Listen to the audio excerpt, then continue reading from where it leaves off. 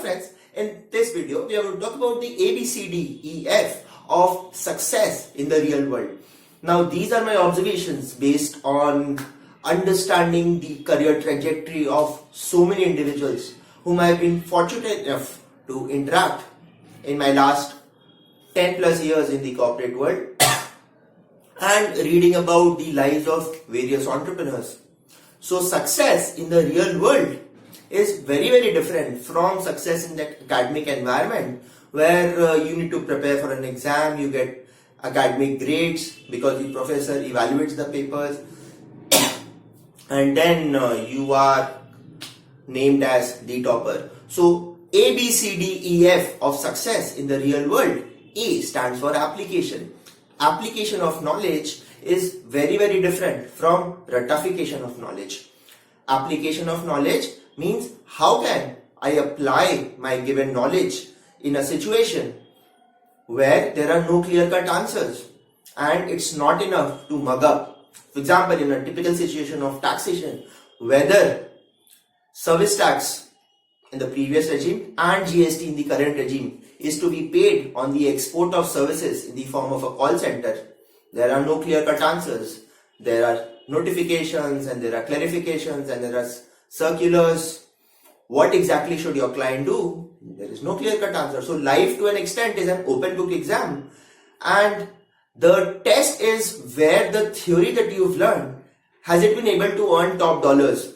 Whether it's the form of a startup, whether it's a form of a mature business, can you apply those skill sets? And trust me, that skill set is very different from committing knowledge to memory and then vomiting on the piece of paper. So typical exams like CA, CS, CMA have this huge element of memory, and that's the reason why I feel that a lot of toppers in those worlds might not necessarily be successful in real world because of the application factor. The second factor which determines success in the real world is the boss factor. So you would heard that famous quote that people quit bosses and not organizations.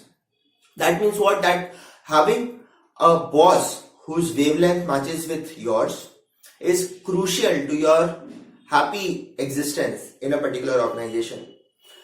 To an extent that if you want to succeed, you need not just a boss but a godfather, someone who is powerful enough to take you through the organization hierarchy faster than your peers. So take the example of a Chanda Kochar, who was the blue-eyed junior of KV Kamath, and then she went on to become the CEO of ICICI Bank before her fall from grace. Similarly, Kaushik Chatterjee, who is the group CFO of Tata Steel. One of the primary pivots of his success was his ability to impress Mr. Ishat Hussain, who was then in the group CFO of Tata Steel and eventually went on to become ED in Tata Sons, and he took Kaushik Chatterjee along as his EA. So a very powerful boss who is in a giving mode. So because he knows that he's seen it and done it all and now he wants to give it back to his juniors. So that kind of a boss is very important. Sometimes people are able to succeed in the corporate world through the yes sir mechanism, that if the boss says it's day and the boss says it's night. So that's a kind of nepotism that people fall into psychophancy and allow those not so deserving people to succeed. That's how the boss factor is. Boss, unless the boss factor is on your side, the top-notch people in an organization are only going to ask your boss that how are you performing, no matter how good you are. So bosses and super bosses are one equation that needs to be sorted. The C in the success mantra is communication skills. How am I able to articulate my thoughts in front of others? And it's not just on a one-to-one basis, it's also in a team meeting. Can I really communicate to people that yes, I have done the work and take credit for my work? And it's not necessarily that it is English, but yes, depending on the environment, the method of communication can always be something which has to be powerful, which could be English in case you're working in a Goldman Sachs or a Big Four which is working in an offshore model. English is a tool. Having said that, I know so many people who would have studied in a Hindi medium school up to class 12 and then honed on their communication skills. to be successful in the real world. So communication skills is very important. Whatever I know, I need to communicate that in a given situation to people, and people need to form an opinion that yes, this guy is my go-to guy in case of any critical situation.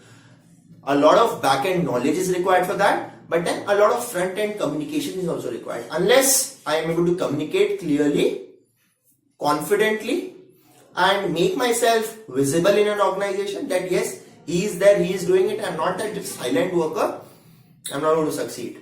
The D factor in the success mantra is destiny. Can you believe that Prime Minister Narendra Modi had gone on multiple occasions to Swami Atmasthanand of Ramakrishna Mission because he wanted to be a monk? And it was Swamiji who told him that no, sannyas is not meant for you because you're destined for something else. He had that so-called Raj Yoga in his destiny. Steve Jobs, the iconic founder of Apple, was given up for adoption by his biological parents, and the condition was that the person who would take him on should be a Catholic and college educated. Now that to an extent is definitely destiny. So being a rank holder and not being a rank holder can often be a matter of just 1 marks. All India rank 50 and 51st.